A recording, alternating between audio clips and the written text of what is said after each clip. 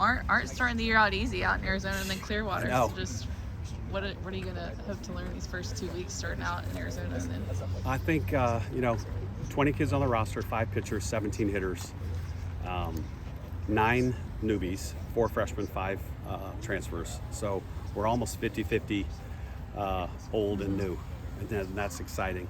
We have 9 green light girls right now, so I hope that you guys get to see this as much as we have for the past 4 months, but to me, it's the most athletic team we've ever had. There's 2 deep in every position, which is really good. Obviously, like I said, 5 pitchers, but our catching crew is extremely athletic. One you might see in the infield and one you might see in the outfield when they're not catching, which is just a rarity. Both are green light girls too. So hopefully really good defense to start. I think our hitting's going to be better.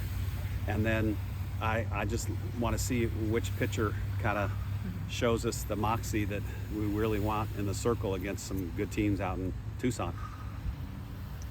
speaking of pitchers, obviously you've had some really strong pitchers over the year coming off a string of aces. I think it may have been on Out of the Box. Something I listened to on, somebody said something about Jocelyn being the ace, and you said, it's kind of up to anyone that can step into that role. But kind of with her experience that she had last year, how much is, with there being so many new people, whether it's transfers or freshmen, just kind of, and this being a homecoming weekend for her, like kind of how much are y'all leaning on her experience in the circle? Well, I love that the 2 seniors have 3 years each. So Caitlin Riley and Emily Winstead, they've seen a lot, they've played a lot.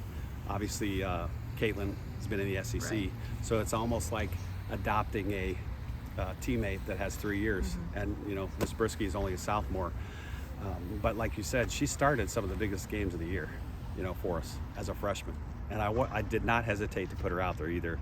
And then I think everybody saw what she could do, especially one of her best outings was the 7 innings against LSU in the SEC tournament, where they were the home team, and she had to pitch from like innings 6 to 14, and they have the capability of walking us off, and she just pitched her butt off that day, and I think really showed me, hey, you can trust me in the postseason. I think that's what she did that day. And then her poise is great as a sophomore. She's got a poker face. You never know if it's good, bad, or ugly.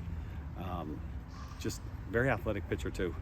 And we're looking forward to going home. We're going to her house, Thursday night when we get in. We're going to fly direct to Phoenix, going to her house, and then drive down to Tucson. And some of the times where we do these, they put way too much pressure on themselves. So hopefully it's not going to be the case, because we had this set up, long before she committed. Since Arizona came to us, right. Last year, it's been a great relationship between the 2 schools. So hopefully she'll just play and pitch freely. Talk about just preparation, going into this weekend playing a lot of West Coast teams. Yeah, obviously it's weird because when Washington was at Arizona, I'm like, wait a minute, same conference.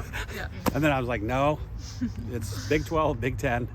And then if you look at their schedule, it's the same thing. A lot of the old Pac-12 are going to Tucson to play non-conference because it's great weather and easy to get to. So obviously Washington has been traditionally strong. Arizona, same thing. We're playing in the Candrea Classic, which is really cool to do because he was my role model for years and years as a college softball coach. Heather Tarr, the coach at Washington, just got done with the Team USA assignment, and we know that they're going to be really good. Michigan State is an up and coming. And then the cool little fact about Western Michigan, we played them, I think 2 years ago, midweek here, and it was a really good game. But that coach got a job in the Ivy League.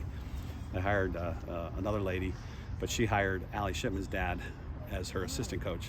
So it's going to be a little reunion of Bama U in Tucson, and we play them Sunday morning. Hopefully, it's going to be 75 and sunny, and we'll get 5 games in. Of the returnees, is there anybody you feel like has taken maybe the biggest step forward this offseason that you're excited for people to see? I really think Marley Giles grew up a lot in the offseason. One of the things, and I don't know if you heard this before, so I apologize, but at the end of the season, we have 4 questions of everybody.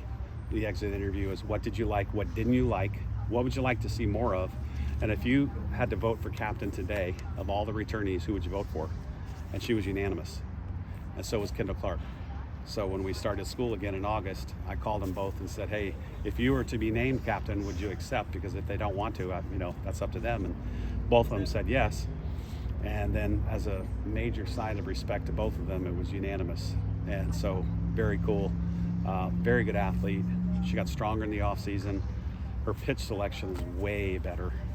And obviously she's a very, very competitive person behind the plate, and I think that's what this pitching staff needs, is somebody like her. Well, she's someone you can see being obviously you talked about she's fast and green light girl, which is not normal for a catcher, but also more of a traditional power hitter in that catcher spot this season since she got stronger. Yes. Oh yeah, her. And I think it really helped her in that game against Duke. She had the double and the home run, and I think she's took off from then. All fall, even the scrimmage on Sunday, she hit a home run. And I know the baseball team probably has told you guys this, but they're probably sick and tired of playing against each other because they do it more than us, but so are we. Our pitchers can't wait to see another batter, somebody not in crimson. And so it's been a back and forth. And one of the goals of Coach Arbor going way back to last July was we wanted to get about 100 at-bats this fall and preseason before we started. And I think we were up to like 85 each kid, which is really, really good. Because you only are allowed, 8 scrimmages in the fall. And, so we almost accomplished that, but it's a lot more at-bats than we've ever had before. So hopefully that will translate into good at-bats this weekend.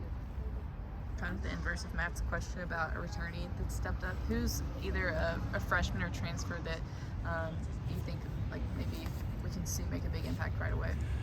I think Brooke Elistad, shortstop, third base. She has just been killing the ball.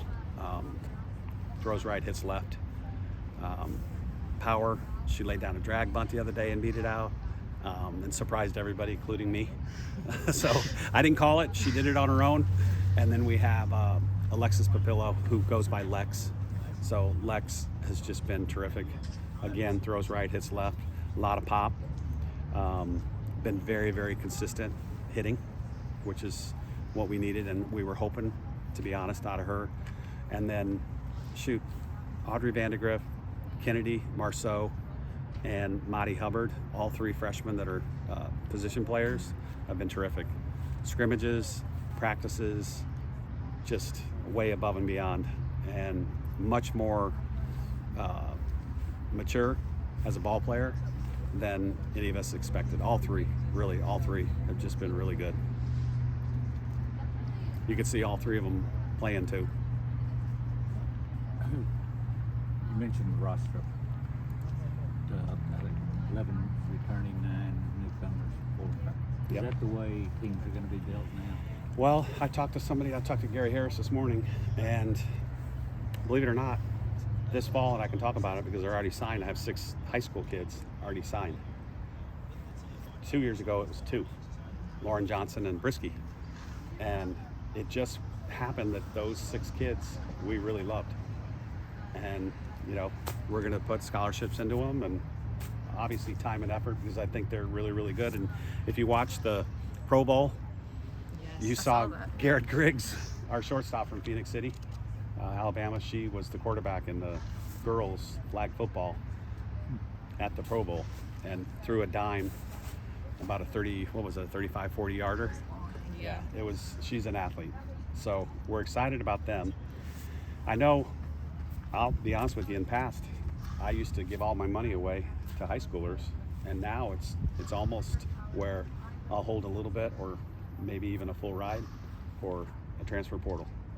And this year it really helped us because we got 5, and we've been pleased with every one of them. When you have 3 seniors come in, the only thing I worry about is I got to teach them the ways of Alabama softball, but their work ethic, their studying, they know what college is all about. They know the weight room. They've been around softball for 3 years in Division I, and it's, I wouldn't say easier, but they adjust quicker. And I guarantee you that Nate Oates would tell you the same thing. Kaylin DeBoer would tell you the same thing. Christy Curry would say the same thing, and so would Rob Vaughn. Speaking of DeBoer, Love him. Is his daughter? Yeah, she's at Washington, so hey, first game. They're coming. Mom and dad. What was it like getting to watch Garrett in the Pro Bowl like Oh that? my gosh, unbelievable. And you know, it's cool. Laura Rutledge did some of the stuff, the play-by-play, and well, she texted me Saturday and she goes, Murph, I need a little help. So whatever she said about Garrett, you know, I basically texted her like, Really? yeah. I mean, and Laura's a pro. You guys know that. She's the best. But it just made it a little more authentic, I think, because she plays basketball. She's the flag football state champion 2 years in a row, national champion, quarterback. And then we'll play shortstop, second base, or center field in softball, and probably would run track, but they coincide. So she could probably be the 100, 200, 4x1, 4x2 if they put her out there. Just a really good athlete, very competitive as well.